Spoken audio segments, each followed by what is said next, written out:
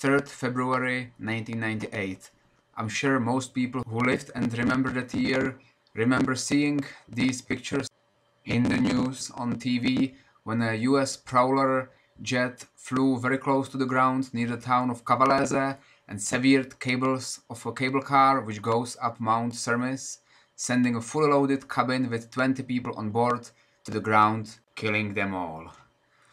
But not many people know that this same cable car was subject to a much worse accident on 9th of March 1976 when a carrier cable of the cable car snapped and a fully loaded cabin with 43 people on board fell to the ground with only one survivor. So let's begin with history. In the 1960s, Cavalese was a booming tourist town after the Second World War when many ski areas were built in this region. This image shows the original plan of the cable car. It was planned to go from Cavalese to Dos dei Laresi, where there was supposed to be a middle station, and then to continue up to the Mount of Cermis. The real track of the cable car was very similar to this image. The company who built the cable car was called Holzel. The first section of the cable car was finished in 1964. The length of the first chunk of the cable car where the accident occurred was 2,590 meters long. It started in Cavalese at approximately 1,000 meters above sea level and going up to Dos dei Laresi, which was 280 meters higher. The cable car, also called an aerial tramway, had two cabins going up and down in alternate directions. Capacity of each cabin was 40 people plus one cabin operator. Max allowed speed of the cabins was 10 meters per second with the capacity to transport up to 420 people per hour. There were only two pylons on this section of the cable car and they were made of concrete, like the one shown in this picture when the cable car was built. You can see both of these pylons in this black and white image. The cable car was designed to be operational for 30 years without any major upgrades. However, the incident occurred only 12 years after it was built. It was the mid-70s, a time of a huge ski boom with tens of thousands of skiers heading for the Alps to go skiing. Cavalese was one of the biggest and most famous ski resorts in the region, visited by thousands. Because of the influx of skiers and a great demand to go skiing on the slopes of Mount Cermis, there were always long queues both at the bottom station in the morning and at the middle station to go down. This was because this lift was the only connection between the town of Cavalese and the ski resort. One ride in this cable car, either up or down, took 6.5 minutes. In order to combat the long queues and to increase profits, management was trying to find ways to reduce the total traveling time. When a cabin passes a pylon, it needs to slow down, both for the comfort of passengers as well as for safety. This slowdown can be done either manually from the operator who controls the speed of the cabins at the middle station in Dos dei Laresi, or there was also an automatic programmer which could have been programmed to slow the cabins down on the way, and in case the operator was trying to go too fast, the automatic programmer would have stopped the cabins. In order to reduce the travel time from 6.5 minutes to 5.5 minutes, 1 minute difference, the management together with the employees decided to illegally alter the programmer so that the cabins would not slow down at all or only slow down a little near the pylons. The cable car was viewed as being very robust and no danger was perceived in doing this. The discomfort caused to passengers when the cabin was going at full speed over a pylon was not viewed as important. So let's go to the events as they happened just before the accident. The week of 8th to 12th of March 1976 was a school holiday and all the schools in North Italy had a week off. This resulted in a large number of skiers heading for the ski resorts in the Alps and all the resorts were fully packed with skiers. It's Tuesday, 9th of March 1976. The skiing day is just about to come to an end. Lifts are closing for the day, with many people still on the slopes enjoying their last rides. Nobody knows what is about to happen. It's a nice sunny day with a beautiful sunset which many people decided to watch. Some people decided to join the long queue of skiers waiting for the cable car back down to Cavalese. It's 5 o'clock in the afternoon. There is a long queue of skiers waiting for the cable car ride down to Cavalese after their skiing day. It was quite natural that long queues were forming because this cable car was the only option to get back down to Cavalese. Actually, the only other option was a very narrow winding road which was used later on to evacuate all the skiers which were stuck on the mountain after the cable car accident. It's been 46 years since the incident at the time of recording, but there are still some skiers who remember that it was at these times when there were long queues that the cabins didn't slow down at all when passing the middle pylon. It's Tuesday, 9th of March 1976, approximately 5:15 in the afternoon. Carlo Schweitzer is the operator who is responsible for the stretch of the cable car. He is about to load a cabin full of people down to Cavalese. Carlo Schweitzer did not have a license to operate this cable car. He was hired as a cheaper workforce when compared to qualified cable car operators. His real job was a post office worker in Bolzano, and he reported sick at his job as a post office worker in Bolzano to be able to go to Cavalese for a week and earn more money. He was hired as more staff was needed to cope with the increased number of skiers during the school holidays. The hiring of cheaper, unqualified workforce was not unique to this cable car. In these times, many different cable car companies, at least in North Italy, hired cheaper, unqualified staff. These drivers with no license to operate a cable car were just given few simple instructions of how to operate a cable car. Operating a cable car is actually very simple, and I'm sure it would be easy for anyone to do it. You just need to shut the doors, make sure they are locked, and then just control the speed of the cabins as they go up and down. This all sounds too easy until an exceptional situation occurs. The courses for cable car operators cover all kinds of exceptional and dangerous situations which can occur, and all operators need to be fully trained to deal with all kinds of different exceptional situations. And they need to know exactly what to do so there is no danger created for anyone. One such a dangerous situation is about to occur at Dos dei Laresi station in Cavalese. Carlo Schweitzer is just dispatching the cabin, as already said, which is full of skiers and which is going down to Cavalese. He is under a great psychological tension. There are actually two reasons for that. One reason to his tension is that he and his colleagues are nearly at the end of their work shift. They want to go home, but there is still a very long queue of skiers outside. The other tension comes from the skiers themselves. They've been waiting for anywhere between 30 and 60 minutes to get on the lift down back to Cavalese. They are nervous and want to get on the cabin no matter how overcrowded it is. There is a counter at the top of this stretch of the cable car which counts how many people get on. It's a simple device which turns every time a person goes through, and anytime it reaches 40, it just blocks. This device is there to notify the operator that the cabin has reached its capacity and no more people should be allowed on the cabin. This device often separates groups or even families, unless they decide to wait for the next cabin, of course. On numerous occasions, a side gate was opened so that people can walk around this device and so that more people than the allowed number of 40 can fit on the cabin. This time it is done as well, but it is justified. The reason is that most of the occupants of the cabin are children, exactly 15. 3 of them are classmates from a grammar school in Milan who went to Cavalese to enjoy their week off. They are 14-year-old Alexandra Piovessana, her friend and classmate Francesca Alano, and their classmate and friend Giovanni Lele Diamanti. Several of their classmates who took the cabin before them, so one cabin before the tragic cabin, reported that the staff at the departure point was quite rude.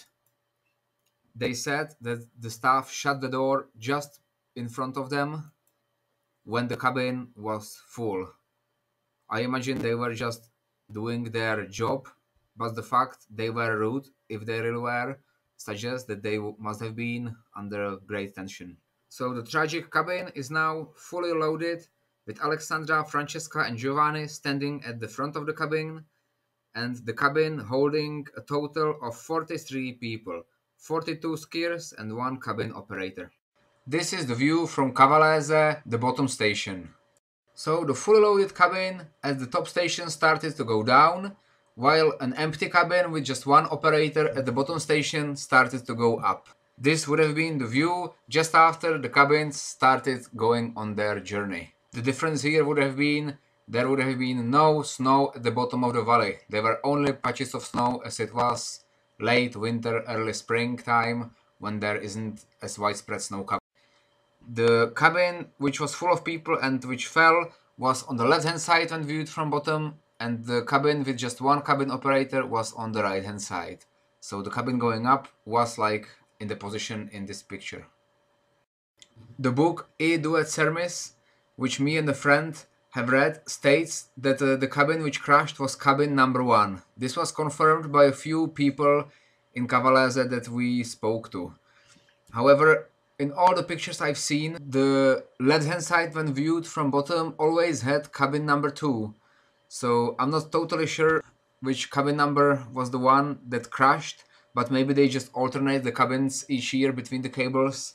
So it was probably cabin number 1 if all the people said it, but that's not important. So now to understand what happened next and what caused the accident and why the support cable snapped, we need to understand, at least basically, how cable cars work. This is a video of a different cable car, but it will illustrate it well.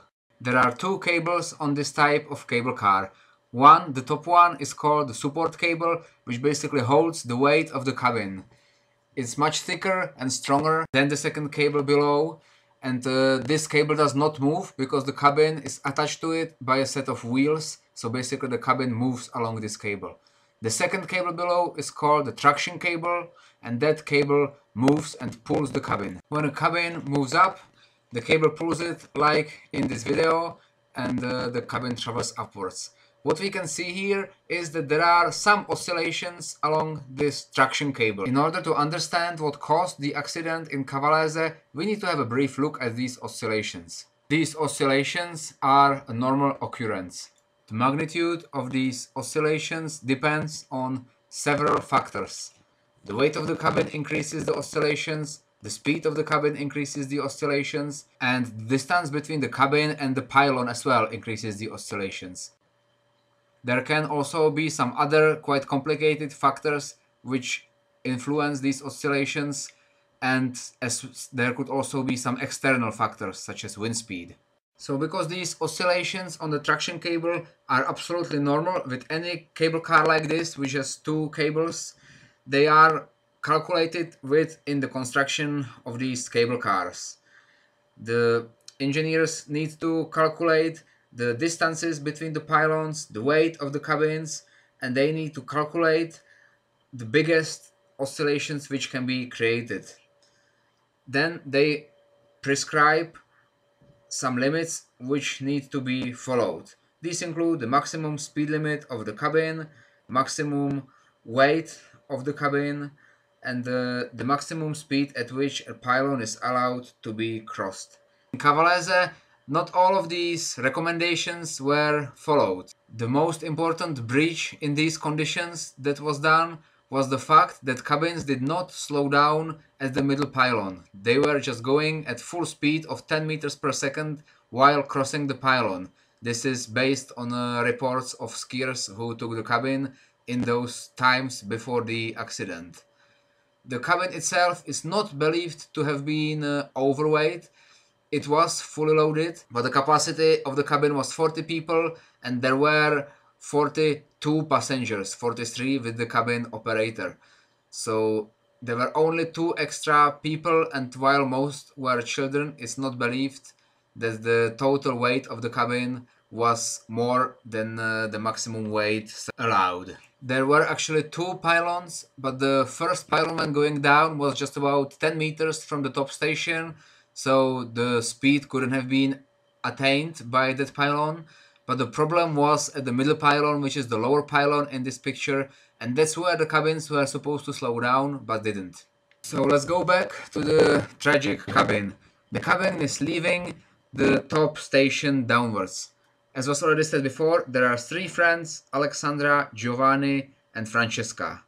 Only Alexandra Piovessana will survive this incident and will later go to trials where she would be a great help in reconstructing the whole incident. The three friends decided to stand at the front of the cabin facing Cavalese. Being at the front of the cabin proved crucial in saving Alexandra's life later on. I will get back to that later. So the cabin, like in this picture, passes the first pylon, which was only 30 meters from the top station of Dos dei Laresi, or the middle station of the full cable car. Yeah, I think I said the first pylon was only 10 meters from top station, it was 30 meters from top station.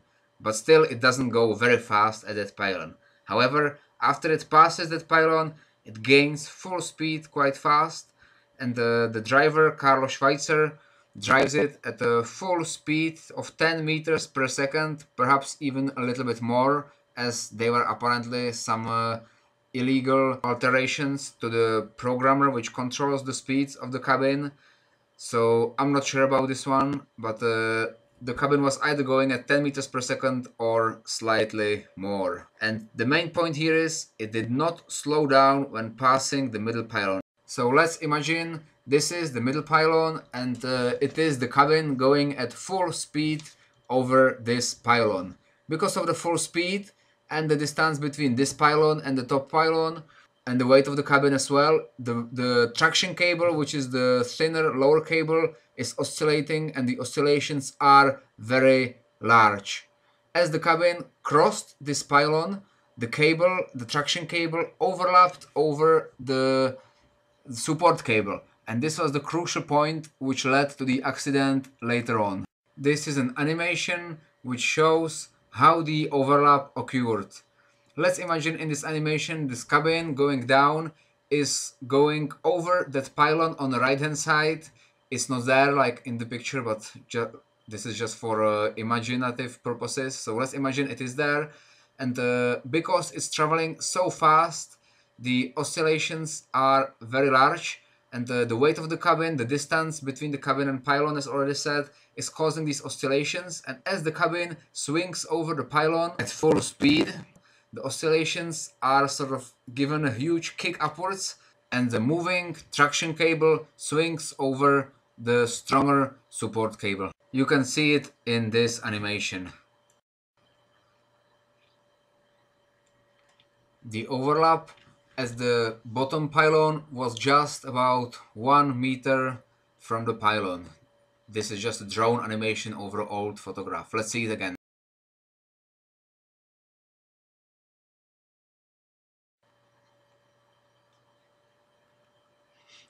Yeah, so as you can quite easily see in the animation, the oscillation caused the cable to swing above the cable, go over it, and basically swing down. It's a bit exacerbated here. In reality, it wouldn't have been such a big swing, but this just shows it much more clearly. After this happens, the cabin stopped after the pylon. I will say why in a minute. But we have a situation with the cabin just after the pylon, one overlap of cables about 1 meter from the pylon. Then there was another overlap on the other side of this stretch, and then the cable goes back sort of where it was. It must be noted that such overlaps are not a very rare occurrence on these types of cable cars. I don't think they are common, but they are certainly not rare, and hence there is a safety system which is there in place to prevent a disaster from occurring when these overlaps occur. This system works pretty much in a simple way, at least that's what I think, where you have a circuit and each cable is connected to this circuit, and as soon as you have a short circuit, the system senses that the cables touched each other, and it switches off the engine and doesn't allow the cabin to move. Because an overlap is a dangerous situation, the cabin cannot be moved when an overlap has occurred, especially when there are people on board. This cable car also had the safety system, so as the cabin crossed the pylon, the system engaged, the cabin stopped abruptly and started swinging. So as the cabin stopped rapidly, it waited for several minutes. What should have been done in this situation, I mean, this is just my opinion, was either for somebody to climb up on the pylon and look at the overlap and very slowly move the cabin downwards and watch that no damage is done to the other cable, or the cable should have been somehow brought over the carrier cable back down. I don't know how that is done and how long that would have taken, but certainly it's better to create further delays than to kill 42 people.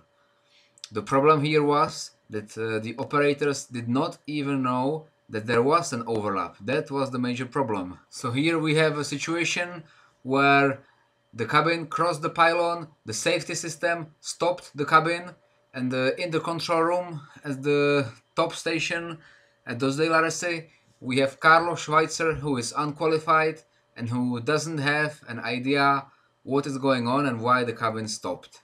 So what he did was he called his colleague Aldo Gianmuena, who was at the Mount Cermis, which is the total top station. Dos de la Rese is the middle station where the lower and the top stretch of the cable car where they connect, and Aldo Gianmuena was at the top.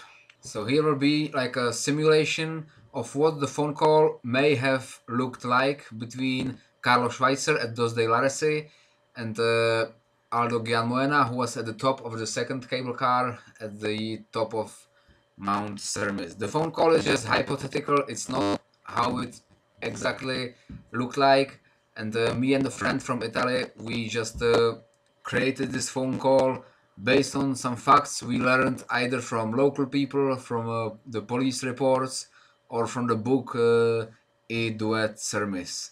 So it's a hypothetical phone call, it could have been different, but it's just for illustration and to better understand what was going on. So here we have Carlo Schweitzer in his control room, not knowing what has happened, why the cable car stopped and what to do. So he picked up one of these phones in the picture and called his colleague Aldo Gianmuena at the top of Mount Cermis.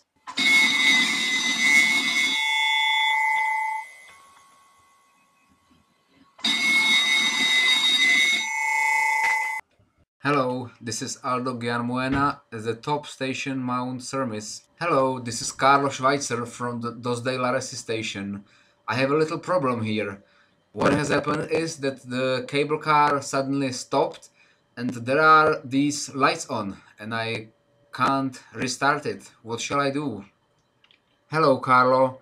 Yes, I understand what happened based on your description. This is a safety system which starts when the cables touch each other. This could happen, for example, when there is a gust of wind which makes the cables touch. The system stops the cabins. What you need to do is disengage the system and restart the cabin. Just press these buttons. Okay, thank you for your advice, Aldo. So I will disengage the system and restart the cabin as you said. So this was the likely outcome of the telephone call between Carlo Schweitzer and Aldo Gianmuena. I don't want to make it sound like the blame is on Aldo Gianmuena who gave the wrong advice, because one thing is that the police investigation was not very conclusive who was at blame, and even all the reports in the book says that there is no one person to blame for this incident, and there were certainly rules and common sense broken by many people, and this combination of sort of lack of following of important rules, bending the rules, and not doing what was supposed to be done led to this major disaster. While Carlos Schweitzer was not officially trained to do this job, he did not know much about what was going on, but he still should have had the common sense that if there is an emergency system which engaged, that he should have not just disengaged it and restarted the cabin. He was also an electrician, so he should have known something about safety systems and their importance. The problem about Aldo Gialmuena was purely giving him an advice to restart the cabin. I can imagine if these cabins were traveling at fast speed very often, that the oscillations often caused the two cables to touch each other and engage the safety system. That would have been a frequent occurrence, and the staff just learned that when that happens, the cables just touched briefly, and what they need to do is just disengage the system and restart the cabins. And by that time, it just became such a regular occurrence that nobody gave it a thought that something even worse than the cables just touching can happen.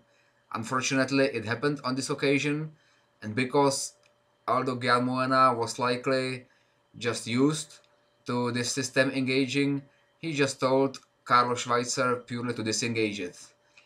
What he should have done was to come down by the cable car to Dos de Larese and inspect visually the cables and see that they really are not touching anymore. That should have been done before disengaging the system.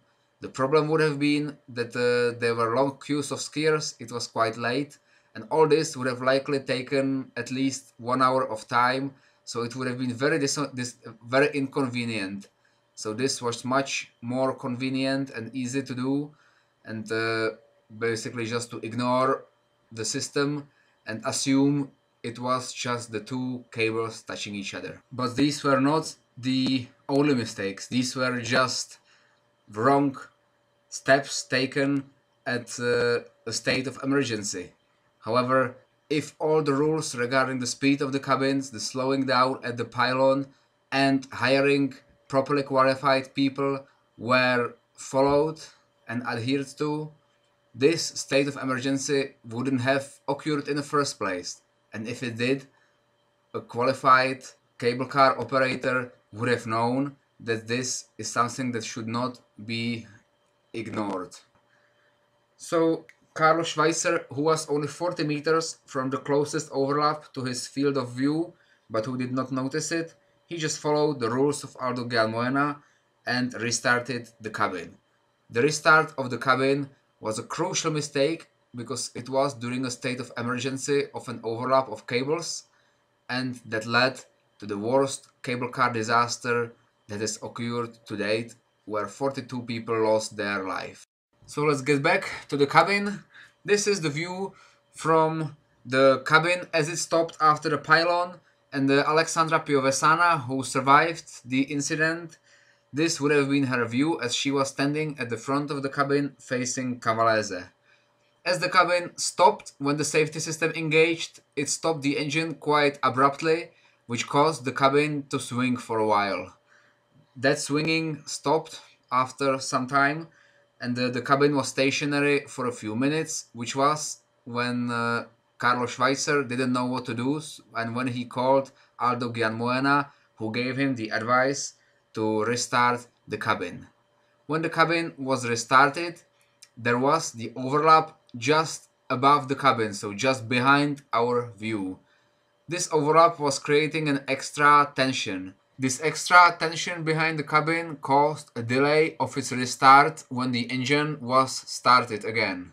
The result was that the cabin going up started to move immediately, but the cabin going down was still stationary. There is usually some flexibility in the traction cable, and the traction cable hangs quite some distance below the support cable. When that resistance was applied, the traction cable was just becoming tense, getting closer to the support cable, but the cabin did not move. By the time the traction cable became fully tense, it moved the cabin with a jerk. This was the first sign that something was not right. The cabin did not move down smoothly as is usual, but the cabin was moving down in jerks. These jerks from the cable, rather than a smooth pull as is usual, caused the cabin to swing as it was going down. In fact, many eyewitnesses who saw the accident reported that they saw the cabin swinging before it fell. Based on Alexandra Piovessana's report, even people inside the cabin noticed the swinging and that something was strange, but first they didn't think it was dangerous, they just thought it was some kind of a game. And there was still enough time for a cabin operator to phone Carlo Schweitzer in the middle station that something is wrong, and Carlo Schweitzer could have stopped the cabins and prevent the disaster. Why the phone call did not happen is not known. For some reason, the cabin operator in the tragic cabin did not call Carlo Schweitzer in the middle station. There were phones in every cabin. It is unlikely that the cabin operator would not have noticed that the cabin was swinging and that it was something strange. It is much more likely that the phone did not work. This is just a short animation of what it would have looked like from the cabin going down from Alexandra's view, and it shows how the cabin on the other side starts to move immediately while the traction cable in front of the tragic cabin starts to get tense until it's fully tense and then jerks the cabin. You can see here how the cabin on the other side starts to move straight away, but the tragic cabin is blocked by the overlap and does not move while the cable gets tense. So looking down from the cabin, people saw the other cabin starting to move while their cabin was stationary and the two cables just got closer together.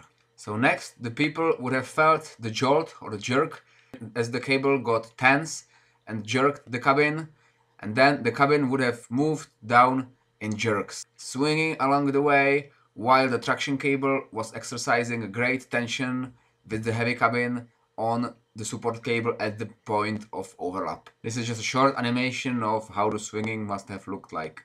Some people ask, why did the stronger support cable give way and not the weaker traction cable when they were overlap? The answer is that the traction cable was moving even across the overlap, so there was no single point where there was stress being exerted on the traction cable, whereas the stationary support cable was sheared in one place at the point where the traction cable was going over it and moving and pulling on it down with under the weight of the heavy cabin, and that was the main reason why the support cable was basically sheared or cut by the moving traction cable. This is the view of the passengers in the cabin shortly after it was restarted and they passed the upward moving cabin. It took approximately 90 seconds between the time when the cabin was restarted and the time when the support cable broke. This was enough time to notice that something was wrong and stop the cabin. Why nobody noticed is not known, but probably not many people were paying attention. The people inside the cabin very likely or certainly noticed, but the phone connecting the cabin with Carlo Schweitzer likely did not work, so the operator could not have called him and alerted him of the situation. So what passengers saw next was the traction cable, which is normally loose downstream of the cabin, like in this view, being moving up and down, exerting impulses or jerks on the cabin as it was overcoming the friction caused by the overlap upstream of the cabin. This illustration shows it. The cable was loose, got tense, pulled the cabin. As the cabin moved fast, it got loose, then it got tense again. It pulled the cabin, then it became loose again. These jerks, of course, made the cabin swing quite a lot, as many eyewitnesses saw. Alexandra Piovessana, who survived the accident, remembered quite a lot of details from inside the cabin, what was going on just before the accident. There were many children inside. She said there was a group of German boys who was making jokes and laughing about this, not knowing that it's a dangerous situation and not knowing what would happen in the next 90 seconds and that it was the last 90 seconds of their life. The children just laughed about it, and nobody seemed to be scared or in any danger. This is just a short simulation of what it might have sounded like in the cabin during those 90 seconds.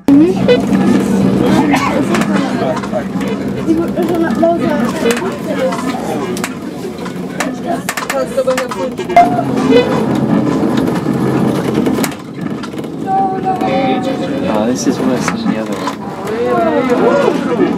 Nice. In my opinion, it could have been different in the cabin, it could have been very different, but this was just a sample which my friend obtained, probably from some kind of a swinging cabin. But I will thank him at the end of the video because he did a lot to produce this video. I'm just pretty much narrating it. But yeah, this is what it could have sounded like.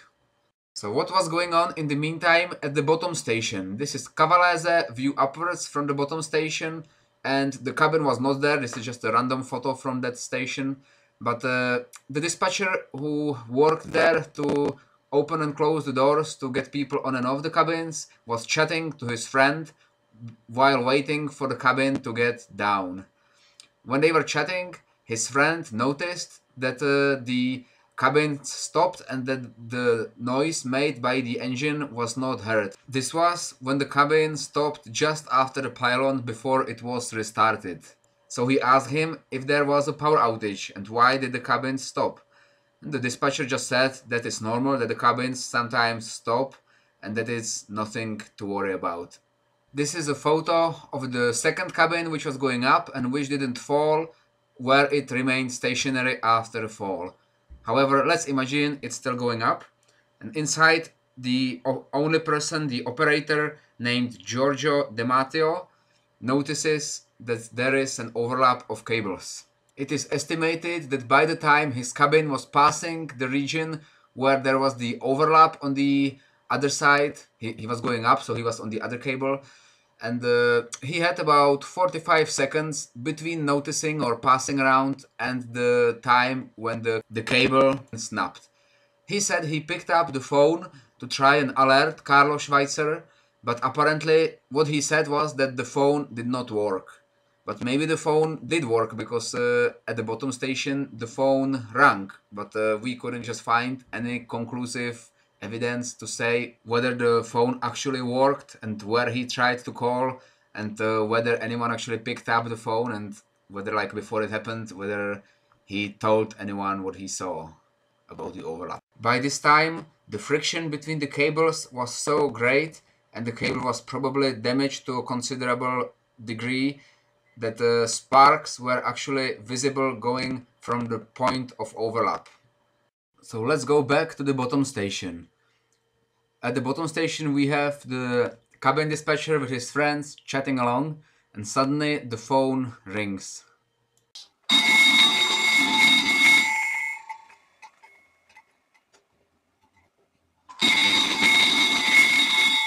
So when the phone rings, the cabin dispatcher excused himself to his friend and went to pick up the phone. We actually don't know or never found out who was on the phone. It was quite likely it was Giorgio De Matteo, who was trying to call from the cabin going up to alert people that there was an overlap. But the phone was never picked up because the cable snapped before the cabin dispatcher picked up the phone. So now we are at a point where the cable snapped. When that occurred, at the bottom station there are very heavy counterweights which keep the cables under tension. And when that cable snapped, these counterweights had no tension against them, so they just fell to the ground. They are very heavy, weighing probably several tons, and when they hit the ground, it was a very loud noise similar to an explosion. Just before the time when the cable snapped, the cabin, fully loaded with 43 people on board, was very high. It was approximately 70 meters, which is the height from which it fell. Some resources state much greater heights of up to 200 meters. This is clearly wrong because this cable car was not so high at any point.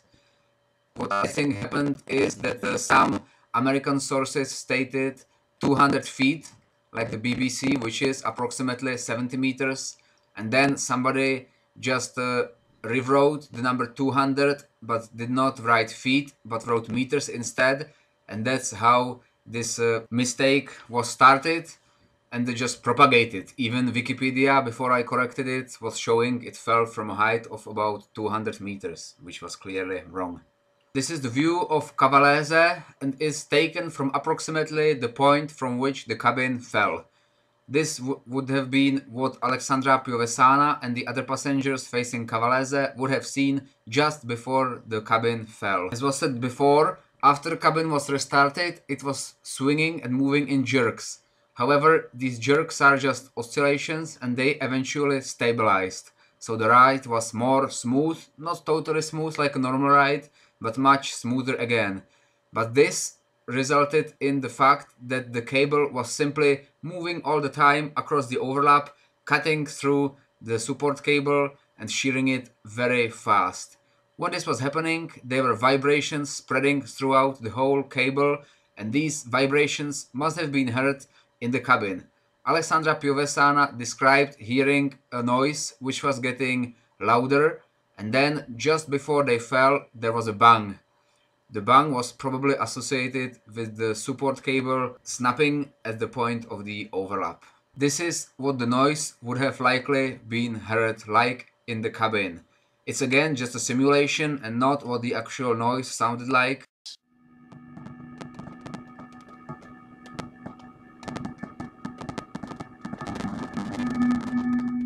By this time, the passengers knew that something was clearly wrong and they started to be afraid. Alexandra held onto her friend Francesca. The noise was getting louder until suddenly they heard a boom. The cabin jerked a bit backwards and then fell. This view is what the passengers last saw before they fell. It must be noted it was taken about nearly 45 years after the event, so the scenery is a bit different. There are more trees. In the past there used to be mainly fields and not so many trees, but it can just show what they saw from Cavalese and the surrounding area just before the fall. This is what the fall looked like. Now a short simulation of the last few seconds of the cable car and unfortunately 42 people on board.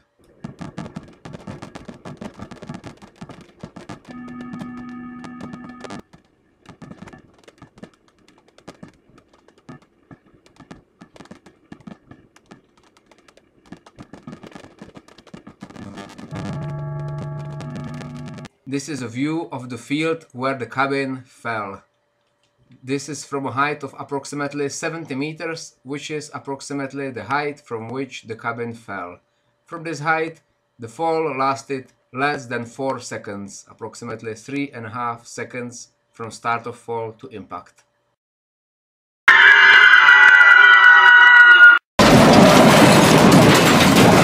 This is an animation that shows what the fall would have looked like from Cavalese and from the bottom station.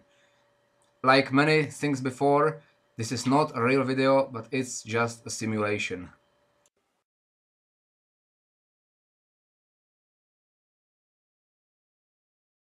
I must say one fact here in this simulation. It's a great simulation. My friend from Italy, who doesn't wish to be named, produced it, and I'm really grateful he did this as well as many other things in this video, and I wouldn't have been able to create all this without his help. But I believe there is a slight discrepancy here which I should mention, because the video shows like if the impact with the ground of the cabin was seen from Cavalese and from the bottom station, but we did talk to one older lady who would have been very young by then. She actually saw the cabin fall, and what she described was that the cabin disappeared behind the trees to the left of where the cabin is shown to hit the ground. So she didn't actually see the cabin hit the ground, she just saw it disappear behind the trees. And because of that, I believe this video is slightly incorrect and it shows the cabin impact not at the exactly correct place. However, it was just one older lady and we can't base any conclusions on just one report, which is 45 years old. But I am more inclined towards the impact slightly to the left. It could have been also that she was viewing it from slightly different angle, and if someone saw it from a totally different angle, he would have seen the point of impact. And also what's interesting, because the cabin was dragged for about 100 meters along the ground before the engine was switched off, which means the cabin fell and because the circuit which would shut it off when something was wrong was off, the engine just kept pulling even when the cable snapped, and when the cabin hit the ground it just kept sort of pulling the cabin downwards. And so that's why the cabin was actually dragged along the ground and traveled 100 meters after the impact. And I think because it stopped like lower than the tree, like in this animation it's shown like sort of sliding down along the ground, and if it traveled through the trees, I think there would have been damage, at least on the trees or on the cabin, and I don't think that was visible. So either the cabin really fell behind the trees, traveled through them, and didn't impact any trees while it was dragged along the ground, or it was seen like that, and maybe the lady we talked to saw it from far to the left, or further to the left than this animation. But I just wanted to point it out so that it's as exact as possible. But if anyone knows more, feel free to post comments below if you saw it. If someone who was direct witness of this incident, please provide more information, and I will try and update the video. Several people, especially in newspaper interviews, said that they saw the cabin fly like a kite. I didn't completely understand that until I saw this image, and you can imagine the cabin was red, and when it's in color it must have looked for like 3 seconds like a kite where the cable was connecting to it and it was flying, but unfortunately it was obviously falling. So now here we have the cabin at the point of impact with the ground.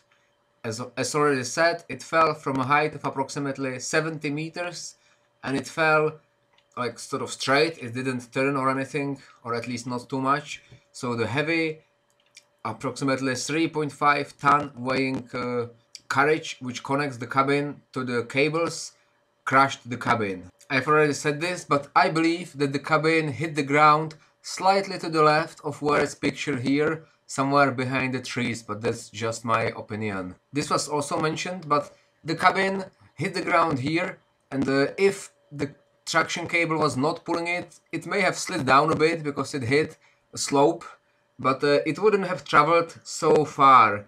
It is stated that it was dragged along the ground for approximately 100 meters, and I visited the region and measured the distance between where it stopped and where it approximately hit the ground, and it was nearly 200 meters if the assumptions of where it hit the ground were correct. But this drag along the ground was quite important, or tragic might be a better word than important, for the cabin and for the people inside, because after the impact and after being crushed by this overhead carriage, the cable kept pushing them or pulling them down at a speed of at least 10 meters per second, and further sort of squashing them in the cabin as they were dragged down. So if the engine had been stopped sooner, then there might have been more survivors, but that's obviously just a hypothesis. This is what it looked like as it was dragged along the ground by the traction cable. Also, looking at this last image in the animation, I must say it did not stop exactly here. The cabin stopped by the tree, which is the little dark point or patch just below the cabin in this image. So what happened at the top station in this image where Karl Schweitzer was? Well, the cable on the right hand side which snapped was under a huge tension. When it snapped and the tension was released, the cable simply sprung backwards. It's like when you cut a spring, it springs backwards. And Karl Schweitzer reported he had to hide down under his control board because he thought the cable would kill him and break the windows. He was actually surprised the cable car fell because he didn't know anything was wrong, and he thought the cable just broke by itself, and he did not have anything to do, or his actions before did not have anything to do with the fall. Because he has to hide down under this driving board, and because of the shock of seeing the cabin fall and the cable springing backwards, it took him the short while until he stopped the engine. This short while or delay led to the fact that the cabin was dragged along the ground for 100 to 200 meters after the fall. This is where the cabin stopped, by the tree. This photo was shortly after people gathered around and took the first picture of the damage. The cabin was heavily damaged. In fact, it looks more like a pile of rubble where you can't recognize it was a cabin, although if you look closely, you can see some details, like you can see the overhead carriage, it bent inwards, it's like sort of the roof is lying to the left, you can see part of the roof, skis pointing out of the cabin at various places. You can still see parts of the doors. It's a miracle that even one person survived, because to be in this cabin and to be squashed by 3.5 tons of weight from the top is not something where you think of surviving. By this point, I believe all the bodies have been taken out. The debris was also scattered along the way, along those 100 to 200 meters where the cabin was dragged along the ground. Amidst the debris, there were, I believe, 6 bodies which were outside of the cabin after the fall. They just simply fell out as the cabin was dragged along the ground. I do have pictures which show the cabin from other angles just after the fall, but you can see the bodies being taken out and lying on white sheets around the cabin because the paramedics has to identify the bodies. And I don't want really to show them here because one thing is, I don't know if YouTube allows to show dead bodies, and the other is, I don't think it's appropriate to show the bodies of the victims of this accident. So these images taken just after the accident must have been taken by some local amateur photographer, because they are all in black and white, and all the better quality and the color images and videos were only taken either after dark or the following morning, which was probably because the TV crews and the news reporters with this modern camera for these times, who were apparently on some kind of a strike which abruptly ended when this accident happened, didn't arrive until then. This picture was taken after dark. You can actually see inside the cabin. Well, from outside it does look like just a pile of rubble. When you look inside, you can still see the body of the cabin being sort of squashed backwards. You can see the pole where people hold while standing in the middle. There are still a few skis, and the cabin is squashed, but it's not squashed completely. What the doctors said, or the people who inspected the bodies, was that the majority of people died of suffocation, not because of a direct result of the impact.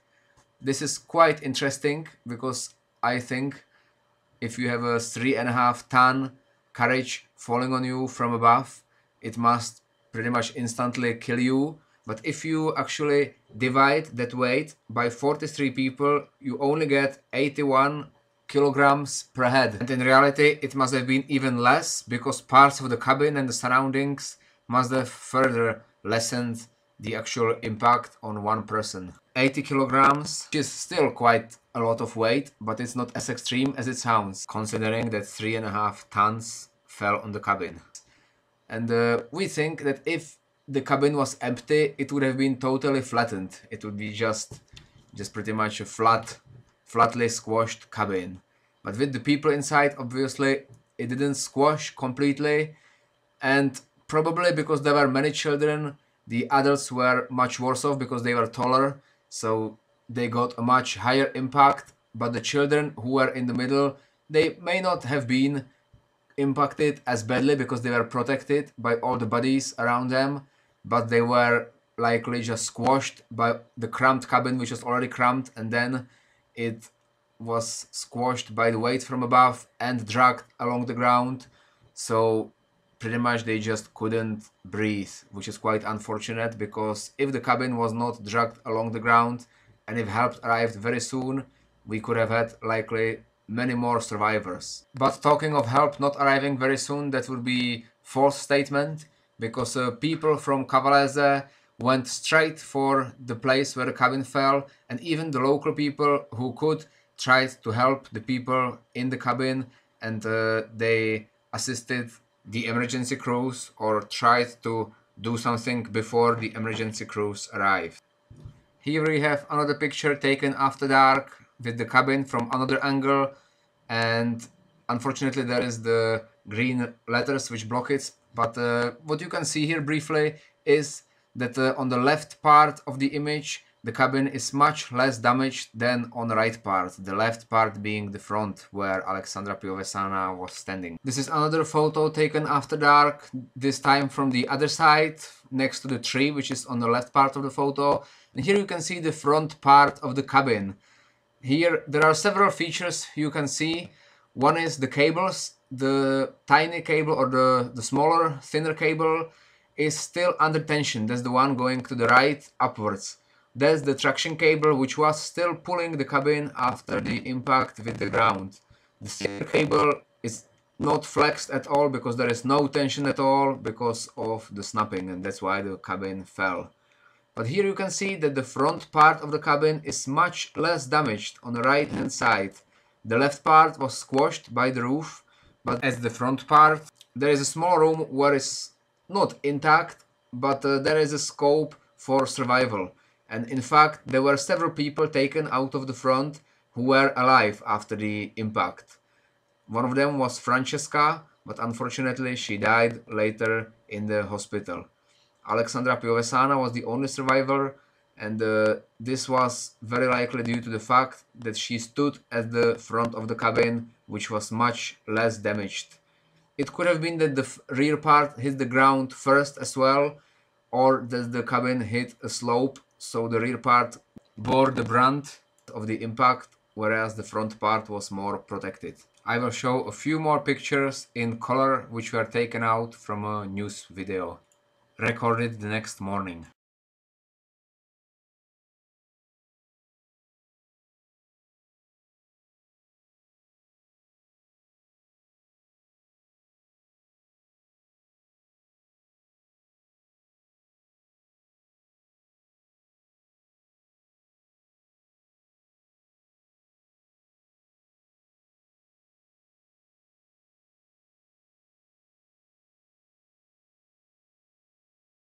So this is the end of the first Cermis documentary, and right after the end I would like just to mention a few interesting facts that occurred on this cable car, and especially regarding the second Cermis disaster, which happened on the 3rd of February 1998. Here on this map you can see the two blue sort of pointers. The bottom one is where the cabin hit the ground on 9th of March 1976. That's actually where it hit the ground, and it was dragged along the field to the top part of the field in this image. And then the other pointer at the top is where the cabin on 3rd of February 1998 hit the ground. The reason why the cabin fell on 3rd of February 1988 was that a US Prowler jet was flying very low, cut the support cable as well as the other two cables, like the traction cable and the communication cable, and basically sending the cabin straight to the ground, where there were 20 people and all were dead. I'm sure many people know about this disaster. In regards to whether this flying was deliberate or not, what my opinion is, after talking to someone who actually flies jet fighters for the military, was that to plan a route can be done extremely with an extreme precision. You can plan your route with a less than 1 meter error under clear conditions. So it's clear that the pilots knew where they were. The question is why they flew there and whether they knew about the cable car. My opinion is, but this is purely my opinion, that the pilot wanted to fly under the cable car, and he must have done some great research of where exactly the cable car is, and it took great planning and would have been done actually a very difficult and complicated task to do, both in terms of preparation and actually performing it. He would have done the job correctly, but what he miscalculated was that when there is a fully loaded cabin, the cable can be 2 to 3 meters lower in extreme cases. I don't know what the case was here, but there was again a fully loaded cabin, and because of the weight of the passengers, the actual cabin together with the cable was lower than what the pilot would have calculated if he calculated just with the location of the cables. And that miscalculation likely led to the second disaster. But again, this is only my own opinion, and it could have been completely different. But what I want to say here is that there are several interesting facts connecting these two incidents. The first great coincidence is just to have two major or the worst incidents where so many people died on just one particular cable car is a huge coincidence. In the world, there are hundreds, today maybe even thousands of such cable cars, and I've never heard of an incident where the carrier cable snapped.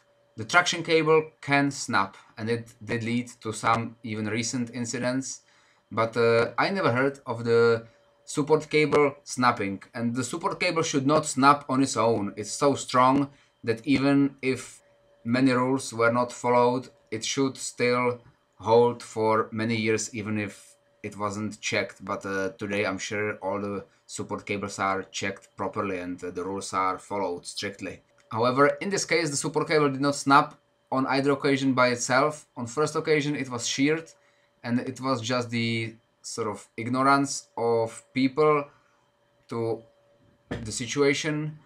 And in the second case, it was a plane which snapped or which cut the cable. There were other cable car incidents with the plane. There is one famous in Mont Blanc, but I don't think it was the support cable which gave way there. Although I think there was an incident where traction cable did cut a support cable as well, but that was a different type of cable car. And this was a long time ago, I believe in the 50s, also on Mont Blanc, even before people knew this could happen or before there were systems that should prevent a situation like that, or at least stop the engine if that occurred. However, it's still a great coincidence to have such a huge accidents on the same cable car in the space of like 22 years. But there are several other interesting facts with these two major accidents.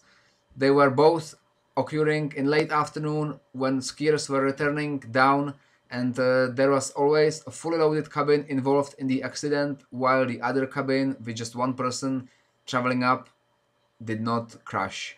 What's most interesting about this incident is that the person who was directly involved in the accident in the first instance was Carlo Schweitzer, whereas in the second instance, the navigator of the pilot involved in the second accident was called Joseph Schweitzer. There is an extra T in Joseph Schweitzer's name, but other than that, their surnames are very similar. So that's an interesting coincidence. Also, one quite sad coincidence is if you see the farmhouse, this farmhouse in the image of the first accident is the farmhouse in the top right of the bottom blue marker on this map.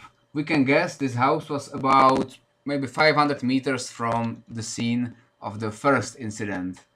It's quite a big coincidence to have two major cable car accidents within your house in the space of 22 years. However, even greater coincidence is the fact that Marcello Vanzo, who lived in that house, was a cable car operator who died in the second cable car accident on the 3rd of February 1998. He was not supposed to have a shift on that day, but his friend asked him to change their shifts and because he wanted to have a day off. So Marcello Vanzo went on to work that day, and unfortunately he was in the tragic cabin on 3rd of February 1998. This tragic cable car is not there anymore. It was not rebuilt after a second accident. Instead, there is a modern, very safe cable car which is denoted by the dotted red line to the right. And finally, I would like to thank my friend from Italy who did a great help for me and who actually created this video first, because he comes from this region, not directly from Cavalese, but he comes from that region of Italy, and basically he didn't want to be named because he was afraid that if he sort of exposes or just makes more public some facts that some people may not like him, and I completely understand with that. And actually the first video he made, he had to change his voice to a voice of Darth Vader.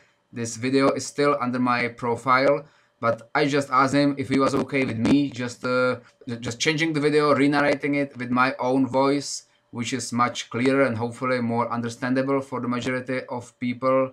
But I must thank him for all the work he's done, all the research he's done. He actually spent hours reading through the book Idue Cermis, which is published only in Italian, and he translated every page for me into English.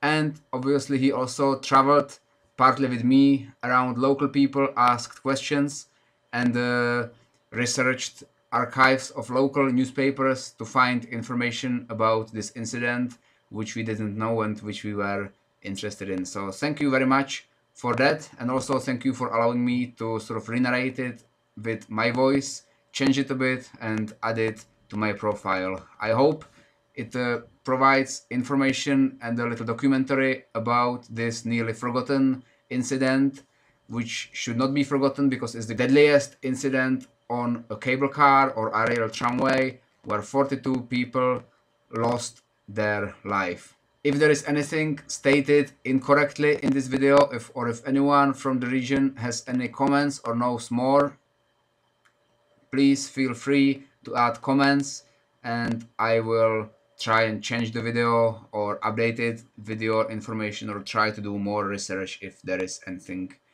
incorrect. So thank you for watching and I hope you liked the video.